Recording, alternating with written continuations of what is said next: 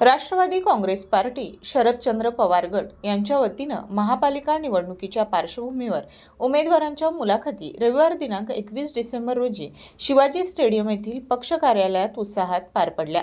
जिल्हाध्यक्ष व्ही पाटील, शहराध्यक्ष के पवार, राष्ट्रीय सचिव बाजीराव खाडे, महिला शहराध्यक्षा पद्मजा तिवले व जिल्हा कार्याध्यक्षा ॲडव्होकेट अनिल घाडगे यांच्या प्रमुख उपस्थितीत या मुलाखती घेण्यात आल्या।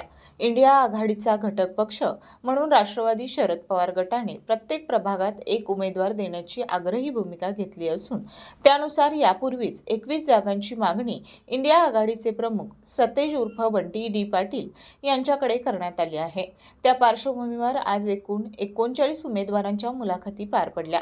पक्षाकडे आतापर्यंत 67 इच्छुकांनी उमेदवारीची मागणी केली आहे। मुलाखती दिलेल्या सर्व उमेदवारांनी पक्षाचा निर्णय व आदेश मान्य असल्याचं स्पष्ट केलं।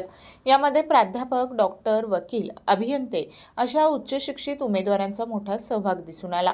झालेल्या मुलाखतींची यादी प्रदेश कार्यालय व महाविकास आघाडीला पाठवण्यात येणार आहे। येत्या 2 दिवसात कोल्हापूर जिल्ह्यातील इंडिया आघाडीतील सर्व घटक पक्षांची संयुक्त बैठक होऊन अंतिम निर्णय घेतला जाईल, अशी माहिती जिल्हाध्यक्ष व्ही पाटील व शहराध्यक्ष के पवार यांनी दिली।